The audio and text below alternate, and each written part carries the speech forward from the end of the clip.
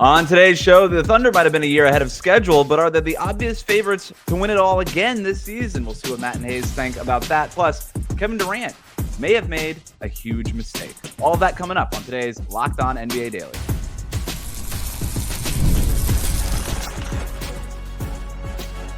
You are Locked On NBA, your daily NBA podcast. Part of the Locked On Podcast Network, your team every day. All right, what's up, everybody? Welcome back to Locked On NBA. However you're tuning in on YouTube or on your favorite podcast app, thanks so much for making us your first listen every day. I'm Wes Goldberg, and today we're talking about a huge mistake Kevin Durant may have made. Jaylen Brown commenting on what might be a new era for the Boston Celtics. Plus, if you are a new fan to the NBA, which team should you root for? We're doing it all with the help of Locked On's local experts, and I have two of the best with me, as always, from the Locked On Nuggets podcast. He's a senior NBA writer for the Action Network, Matt Moore. Matt?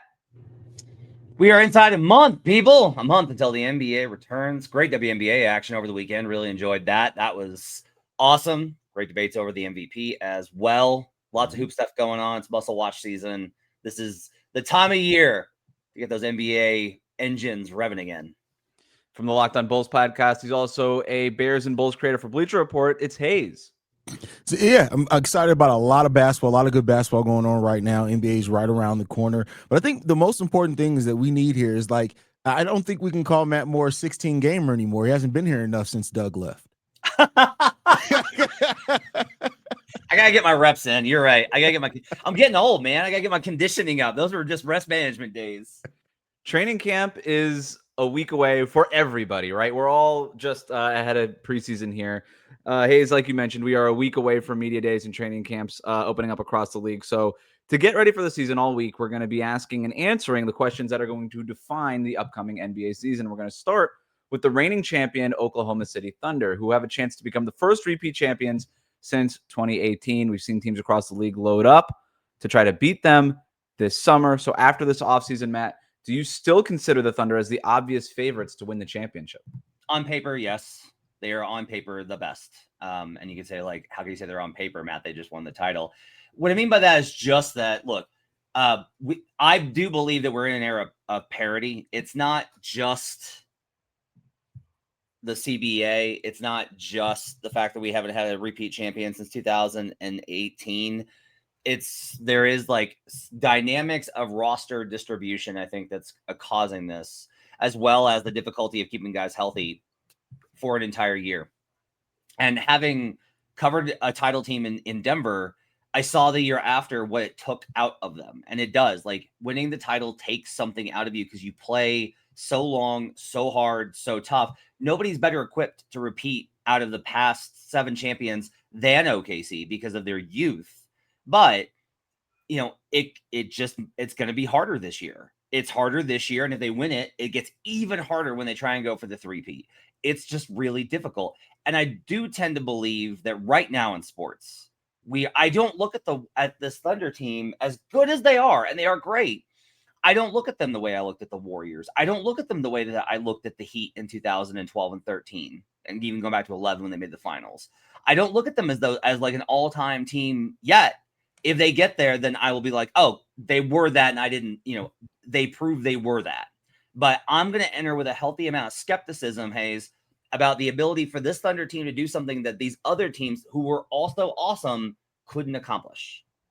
Yeah, I mean, they're definitely the favorites, and they should be the favorites. I think the thing that does separate the OKC Thunder, like you said, is their youth and the fact that a lot of their players, we can easily say, aren't even near their final form yet. I mean, they still have a player like Nikola Topic who didn't play. He was injured last season. He's coming back. What if he ends up finding a rhythm and gives them a little bit of a shot in the arm at times? So, like, the Thunder and their draft picks, the youth of them definitely makes them the favorite and gives them a great chance to repeat. Anytime I've talked about, the Thunder becoming a dynasty, it's like, can you win 3 out of 4? I don't know if they'll win 3 in a row or something like that, but I definitely think they're going to be the favorites for a while, and that doesn't change the season. There's been nothing that happened this offseason to stop them from being the favorite. But to Matt's point as well, like we've seen it in the NBA, you never know what's going to happen between injuries. Like, winning a title is a lot of things all coming together at the right time. And to have that happen multiple years in a row, it's special when it does happen. But I wouldn't be surprised if they didn't make it as far this year, and then they turn around and rebound the year afterwards. Hey, are you with me on this? That to me, it's because we do typically tend to do this. Well, it's not them; it's whoever. And I'm with you on this. I don't think there is that team. The question is not, is someone better than OKC? The question is OKC worse than last year because it's hard to repeat success year over year? Yeah, I mean, I think that's a fair question. It is hard to repeat that success, especially after you win, and now teams have spent an offseason trying to get themselves better prepared for you specifically. Right now, you have that target on your back, and that's the question that the Thunder are going to have to ask, and you won't really be able to tell. Even throughout the regular season, we get through the whole regular season, and as we've seen last year in the playoffs, it's about matchups, it's about getting hot at the right time, and a lot of that, has to break even for the Thunder this season. I want to take a break here and play this clip from Rylan Stiles on Locked On Thunder, who actually makes the argument that the Thunder are going to be better than they were this past season. Let's hear that. The Thunder are banking on not just the fact that they're bringing back a team that won 68 games last year and the championship, but the fact that that team that won 68 games last year and a championship is going to continue to ascend, that they haven't plateaued yet, that this is still heading in the right direction, that the championship was almost icing on the cake. The championship was almost, a stroke of good fortune for a core that, like, if you were to poll people at this time last year, and honestly, up until late May, the answer would have still been, probably next year for Oklahoma City. Probably next year. Well, it is next year. Matt, I want to go back to something that you mentioned before. You don't view this Thunder team as one of those all-timers like the Big Three Heat or those Dynastic Warriors teams. Is the reason why because obviously they have an MVP caliber guy in Gilgeous-Alexander, but we still don't think of their second and third best players to the level of Kevin Durant, Steph Curry, Klay Thompson, Draymond Green. We don't think about anybody in terms of being the Dwayne Wade to a LeBron James. Jalen Williams comes in the 20s. Chet Holmgren comes in the 30s on our Locked On Top 100. Is that the reason why? And Rylan is here saying, no, these guys are going to get better. Yeah, and they can. I think it's not that really for me. And the reason is the problem with saying somebody's overrated or that they're not at a certain level is our brains are wired to be like, oh, so therefore you think they're trash, right? Shai Gilgeous-Alexander has a couple of stretches in the playoffs where he's like made 3 or 4 tough shots in a row and took over the game for like a handful of possessions. I personally do not feel that the reason the OKC Thunder won the title is because of Shai. He struggled at various times in various series. That's not to say that he wasn't good. He was. It's not to say he wasn't great at times. He was. But the defense is why. That was the secret to success. And I don't look at the way that Shai played last year and say, like, he dominated everybody. He was better than everybody else. And I don't have a problem with him winning MVP. I think it was completely deserved. But that doesn't mean that he's on the level of somebody like Steph Curry, where you're just like, man, there wasn't. And honestly, Steph didn't have like great playoff performances for a long time. It took a long time for him to have like a really stretch of series where it was like Steph dominated that series. It was Klay a lot of the time in those series, or Draymond, or just the team defense. So it's not that they need that, but I do think it impacts my ability to kind of look at it, where it's like the explosiveness factor of Shai Gilgeous-Alexander in dominating. Because I mean, even look at the Bucks with Giannis. Like, there were so many games and series where it was like they couldn't do anything with Giannis. Like, he just dominated that game. I'm going to have to see that from Shai until I put him on that level of those other guys. And that level of performance from the star is what feeds, I think, the explosiveness of those teams that I really think are some of the best, where it was like one player was the engine for all of this other stuff, where they felt unstoppable. And the OKC defense might be there again, but I'm going to be a little bit skeptical based off of a lot of numbers, a lot of figures, and a lot of history. See, I think the thing that makes Shai special is that he hasn't had to be that. Like, do I think he can? Like, this is a guy who has been in MVP conversation for 2 or 3 years, even before winning. Like, he plays at that level. I think the thing that makes Shai and this OKC Thunder team special is the fact that he has not had to be an overly dominant player where it's all on him every single game. Like, he's had moments where he absolutely has put the team on his back, but like, He hasn't had to do that for games or stretches or series, and I think that makes this team even more dangerous. Like, for example, Matt, you've pointed out several times that you think that Jalen Williams could have a little James Harden in him, right? That he could eventually ascend to that player that can lead a team. Like, I don't know if he becomes that if Shai is this player that has to just be dominant. Like, the fact that Shai knows when to kind of take a back seat. If Jalen does ascend as well, and you have these two guys that are on even playing fields, I don't know if it's much about if one of them is more dominant than the other. I think it's about what the team does, and the defense of the Thunder allows for him to have that space to not need to be as dominant. FanDuel currently has the Thunder as the overwhelming favorites to win the championship at plus 230. The second best odds, according to FanDuel, the Cleveland Cavaliers at plus 650, followed by Denver at plus 800, then the Knicks, the Rockets, and the Lakers. Public money, maybe. We're going to move on from that. Kevin Durant confirmed that he blocked a trade to the Warriors in February, but in hindsight, did he make the right decision? We'll talk about that and more on today's Locked On NBA. Today's episode is brought to you by 5 Hour Energy. Caffeine just got a flavor upgrade. 5 Hour Energy shots deliver tasty caffeine in 17 bold flavors. Each 2-ounce shot packs the caffeine of a premium 12-ounce cup of coffee, plus B vitamins and nutrients with 0 sugar and 0 crashes. What I love the most about 5 Hour Energy shots is how portable they are. Big taste, tiny shot. You can take it anywhere and get that boost when you need it. I throw a few in my work bag for when I'm working late watching games or need an extra boost before a workout, and I love how fast it kicks in and that it's sugar-free, so I don't have to worry about crashing later on. Enough with boring, flavorless caffeine. It's time to give your caffeine a flavor upgrade with 5 Hour Energy shots. Get the favorites you love or be bold and try something new in store and online at www.5hourenergy.com or on Amazon today.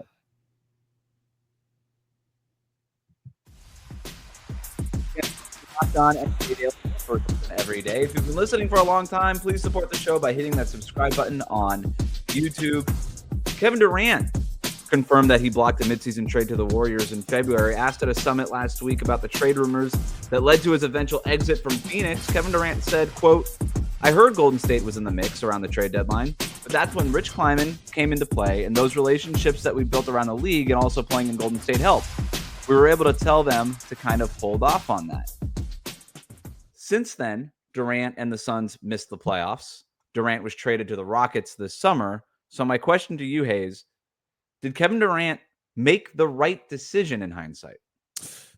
Man, I think for perception, probably yes. Because if Kevin Durant went back to the Warriors, even if they were to win a title, it would be this perception again of Kevin Durant had to run back to go play with Steph to get himself another title. I think, going to this team with Houston, it gives him a chance to do exactly what he needs to do, will be who he is, right? He's bringing exactly what that team needs, and maybe even be on a team that is going to help extend him and give him a little bit more longevity. Not to say that it was coming to an end for him, but like Kevin Durant can score the way that he scores probably for another 2, 3, maybe even 4 years. And so having guys that are young on this Houston Rockets team that are going to be ascending over that time could give him a little bit more gas in the tank. So I think he made the right decision. If he can go out and win a title with this young team, I think that'll ultimately be, the test there. But, going back to Golden State, for Kevin Durant, a player who's let the stuff get to him, the talk around him, the social media stuff get to him a little bit, I think going to Houston was probably the right move.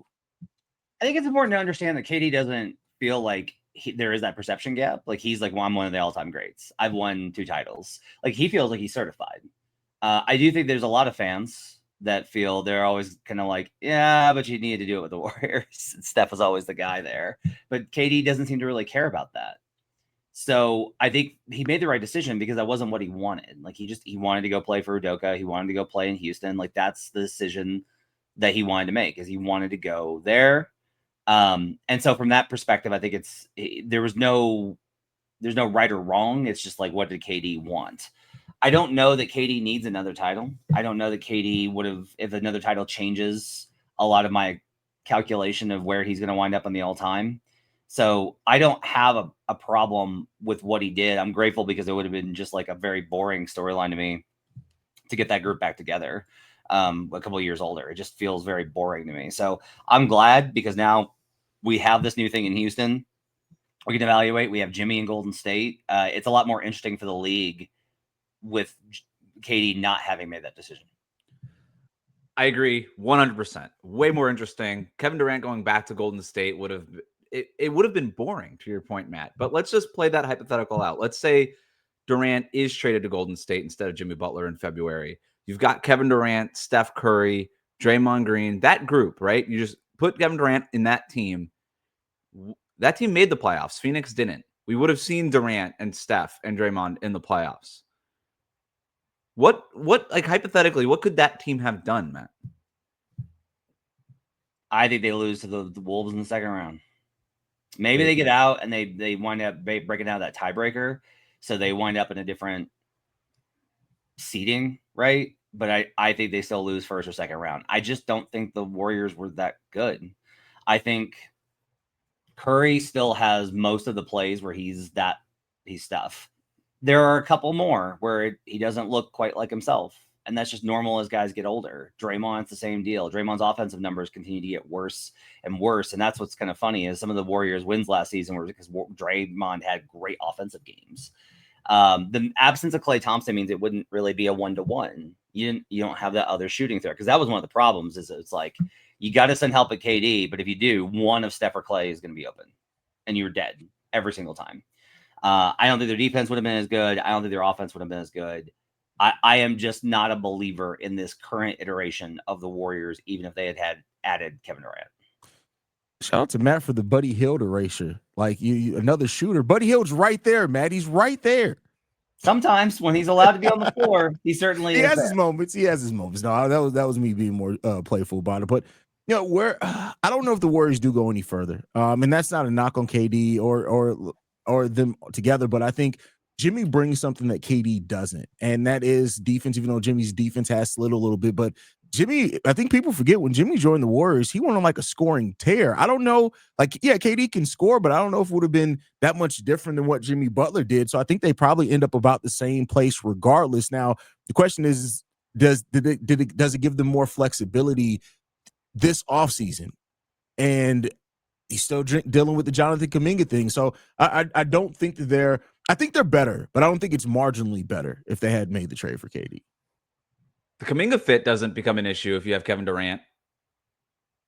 There's that. I don't know if that makes the Warriors better or worse. Fit. I think it's worse with Kevin Durant on the team. Oh, how come? I mean, because KD needs the ball. Like, Jonathan Kuminga's issue is not even just it being a shooter. It's the fact that he does not play offense the way that the Golden State Warriors want to play offense. He needs the ball. He needs to be ball dominant and those type of things. Like, I think that gets a little bit worse with KD, especially since KD does most of his damage from the mid-range now. So I don't think that gets any better, to be honest with you. Let's go quickly to Boston, where Jaylen Brown said on a recent live stream that his team has entered, quote, a new era, a reference to the team's recent roster changes. It's quote, and here's the full quote. It's a new era of the Celtics. It feels like a new era. Half the team is gone. I wish them the best. I appreciate them. They were great teammates, so it's kind of sad to see them go, but it's a new era. Everything has kind of changed and shifted. We'll see what we've got, end quote. This summer, obviously, the Celtics traded Jrue Holiday and Kristaps Porzingis. Luke Kornet signed with the Spurs. Looks like Al Horford is going to be gone as well. Matt, do you agree with Jaylen Brown that this is a new era for the Celtics? Yeah, it's interesting just because they've like Tatum and Brown have been there for so many different iterations of this team. And it feels like one, because they've had Tatum and Brown this whole time. But, you know, like the Marcus Smart era was different. And that 2018 run was different. And that 2021 run was different. And so they've had like all of these different iterations of the team already. And then like really what was the team that everything locked into place was when they added Derek White, Kristaps Porzingis, Jrue Holiday. Like that three combination made them along with those guys. And so now they kind of have to find who are the guys that are going to fit around them again. And White's there. So he's more of an anchor, especially this season with Tatum out. But they're going to have to find what version this team is. They're not going to be as good defensively. What does that look like? You know, even when Tatum gets back, their roster is not going to be as good defensively. What does that look like? Are they going to be able to switch everything? Are they going to play as much ISO ball? I'm really curious to see what Mazzulla does here. Like, what does Maz do here? Does he build the same? Is the offense going to be the same? Because it's not necessarily as equipped as such. I don't know that they have the shooters or the isolation creators to be able to generate the kind of offense that they did. So I'm just really curious to see what they're going to look like, because I'm with Brown. I do think I think every season you have to find a new version of yourself, but all of the comforting mechanics that they've had for the last two seasons are gone. And they're going to have to find a lot. They're going to have to discover a lot about what this team needs at this point in their careers, as well as who Jaylen Brown's going to be in this second or third chapter of his career.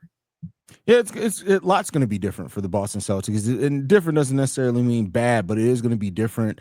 I don't think that some of the role players are going to find it as easy to score as what they have done prior, especially like a player like Derek White, who most of his buckets come either assisted or wide open when you look at the metrics on that. So he's going to have to. I just don't think it's going to be as easy to come by as it has been. He can still very well be effective, but it's just going to have to be in a different way. So first couple of months of the season for the Boston Celtics, we are going to be rediscovering them, a new chemistry, those type of things, new balances. But I have faith that they're going to figure it out. And if for some reason they don't figure it out this season, they're going to make wholesale changes in the offseason once they know Jason Tatum is going to be back and get this team back in gear. So I think the Celtics is going to be fine overall. Feels like era is just a strong word. You still have Jason Tatum, Jaylen Brown, Derek White, Joe Mazzulla, Brad Stevens is still in charge. Like, what's a word that's a little bit less than era? Well, I don't know. Haize? I don't know, because you still had Dwayne Wade and Eric Spoelstra, and then you added LeBron, and then you had Dwayne Wade and Eric Spoelstra when LeBron left. Mm-hmm. And there are all these iterations, and the Mavericks may be a better example of this, right? Where you had Dirk and you had Terry, but the 2005 team was way different than the 2007, which was way different than the 2011 team. Like, these things do evolve, and the other thing is if you really do dig into the numbers, you're going to find that defense is not as sticky as we think it is, and offense is really variable. And the way that you generate offense is really variable. This is the thing I really do believe in, which is that I think every season a team is a new organism. They can have the same traits as ones before, but you got to figure out who you are each and every season, because there are slight differences. Oh, this guy's not quite as good defensively on the perimeter. Oh, this guy's not shooting quite as well on pull-ups. Like, those little things wind up impacting a lot of what your identity is throughout the course of 82 games. Well, coming up next, I'm going to ask Haize to hop in a time machine. What if Haize didn't have to grow up a Bulls fan? If we could go back, if you could basically leave your biases behind and help out a new NBA fan, what team would you tell them to support? We're going to talk about that after this. Today's episode is brought to you by Monarch Money. Most people can't name all their financial accounts or even what they're worth, whether it's a 401k, properties, or investments. And when you don't have the full picture, you can end up leaving money on the table. That's why there's Monarch Money. It's an all-in-one personal finance tool that brings your entire financial life together in one clean, easy-to-use interface on your laptop or on your phone. Monarch is built for people with busy lives. If you've put off organizing your finances, Monarch is for you. Monarch does the heavy lifting for you. You can link all of your accounts in minutes, see clear data visuals, get smart categorization and spending, and finally feel in control of your money without ever touching a spreadsheet. Don't let financial opportunities slip through the cracks. Use the code LOCKEDONNBA at monarchmoney.com in your browser for half off your first year. That's 50% off your first year at monarchmoney.com with the code LOCKEDONNBA.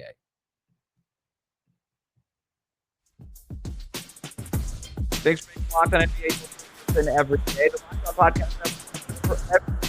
So check out Locked On Thunder, Locked On Suns, Locked On Rockets, Locked On Celtics for more on today's top stories, guys. I saw this question posited on Reddit this morning, and I wanted to throw it to you guys. The question was, I'm a new NBA fan. Which team should I support? I don't know if this is real or not. It feels weird to maybe like crowd fund your fandom in a sense here, but I did think that the question was interesting, and I teased Haize going into the break there because it's like, okay, would you tell somebody right now, Haize, yeah, root for the Chicago Bulls, considering the history of that organization since Michael Jordan left? Probably not. Not unless you just love pain and disappointment. Like if that's your thing, absolutely. Go ahead. Come on. We welcome you with open arms. We have separate conversations with those people about something different there. But Matt, like I can relate, right? I don't know that I would tell somebody to be a Miami Dolphins fan at this point, but it's part of it too, right? It would be really easy to tell somebody. This is why the Cowboys and the Yankees have such large fan bases, because they were so dominant for basically a decade that everybody just hopped on that bandwagon. So if you were talking to somebody who wanted to get into the NBA now, which team would you tell them to be a fan of? Because we don't really have a Yankees-style dynasty or even a Warriors-style dynasty happening right now. Obviously, the Thunder are the reigning champs, but Matt, like, would you tell somebody to just hop on the Thunder bandwagon, because then you just come off as a front runner? All right, let me overthink this as I'm wont to do. So that's the whole point of the segment. So the easy answer here, if it's just like, I want to be, you have to ask yourself, what do you want out of fandom? And I think that we don't ask this enough. Like, what do you want out of fandom? Do you want rewarding experiences with a community? Because you're not going to get it with the easiest team. It's bandwagoning. Like, if you just want to be happy because your team won, go be a Lakers fan. That's why there's so many. There's bazillions of them. It's the largest fan base in the NBA because it's easy. Being a Lakers fan is easy. You're always going to be competitive. You're going to win championships. You're always going to have attention, and you're always going to have stars. There's nothing difficult about being a Lakers fan, ever. So purely from like a utilitarian standpoint, yes, you should just be a Lakers fan. You've got Luka Doncic now. You're going to be good. You will get other stars. Be a Lakers fan. You'll always be happy if you're a Lakers fan. But I think if you're looking for something that's really rewarding, how about the Pacers, right? Halliburton comes back. Team goes back to the 70s. No NBA titles. Like, that's the kind of squad. And then I really go back to, like, I became a Grizzlies fan in part because I was covering the league and was like, I wanted a team I wanted to pull for. And I was like, oh, the Grizzlies will never be good. And then they got Mike Conley and Marc Gasol and Zebo and Tony Allen. And it was awesome. And it was really cool. And I got to connect with a lot of really, like, cool people in Memphis and, like, love those memories and moments of being at those games. So for me, it's about buying low on a team and getting in there for that rise, because you don't want to be after their best days are over. Like the Nuggets, I would be like, I don't know if your best days are going to be over. But I would want to invest low on a team, sit through the bad stuff, because the good stuff then is so much better. I'm going to counter that. Great thing. Everything you laid out, I feel you on. But what about going right between at the bottom and not bandwagon jumping? The Houston Rockets are right there, perfectly situated. You get to watch the end of Kevin Durant's career. You get to watch the rise of Amen Thompson. You get to watch a player like Alfred Sengun continue to ascend. They got tons of draft picks coming in as well. They're going to be good for a long time. I'm all in right now. If you're going to be a new NBA fan, start with the Houston Rockets, because you get to see a lot of story there. And whether they win the title or not is going to be a fun ride. They're going to win a lot of basketball games. It's a great take. You also get Alperen Şengün in international games. If you watch Jackson Gatlin, the guy's like a full-on fan of Turkey, like the entire country. He's just, yep, I'm watching Turkey basketball all the time. Haize, I half expect you to be the co-host of Locked On Rockets by the time, like, trade deadline, when the Bulls are out of it.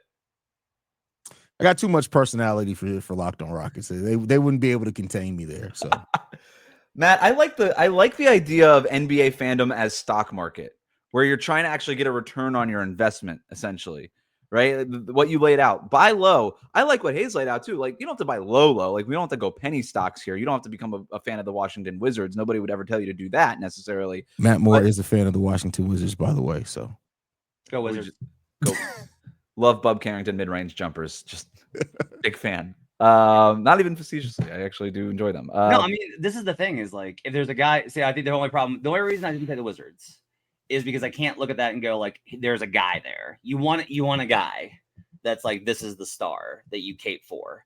And as much as I love Keyshawn George, I can't make that leap there for my guy, right? It's not going to be Bub. I don't think maybe it's Trey. It might be Trey Johnson. Maybe Trey in a couple of years. Preseason, I'll be like, forget everything I said. Get on the Wizards wagon now. But, you know, if we're trying to go in the middle, the Raptors are a good choice, right? Mm-hmm. I will say this: if you're going to do it, I do think you should look for a team that doesn't have a championship in the last 30 years, because it's either going to be really rewarding to get back, as preferably none. Like, if you should buy into a team, because that first championship, there is nothing like it. It is so much better than these squads where it's like you're returning to glory. Get in on a team that doesn't have a championship, because the first one is such a special moment. I love the two recommendations we got on the show. I think the Pacers would be a great call. You get Halliburton, exciting style of play. That guy's going to be there. Really seems to be embracing everything that the Pacers are about. They have not won a championship, to your point, Matt, so that would be a huge thing. They've been there twice, haven't gotten over the hump. And then I think the Rockets is also a great call, because you get to enjoy a goated career end of a career, right? In Kevin Durant, and there are a lot of exciting young players plus a ton of draft picks. It's not quite jumping on the Thunder bandwagon, Matt. Small recommendation: maybe don't become a Clippers fan. Might want to give that one about a decade. Yeah, that's not. Yeah. I mean, first of all, Clippers fans, terrible. Are Clippers fans secretly hoping that the Clippers move just so that they could be Lakers fans? Be released from the pain. Yes. I wouldn't doubt it. I don't think so. I think they'd be genuine. I think like I'd be really sad for that because they did like imagine investing all you did and you got nothing out of it. I'm Welcome to the life of a Clippers fan. Yeah, I'm a Dolphins fan. I get it. I know exactly what that means. That'll do it for us today. If you like this, subscribe to wherever you Matt Haize. Thank you for making Locked On NBA your first listen. We'll see you right back here tomorrow on Locked On NBA.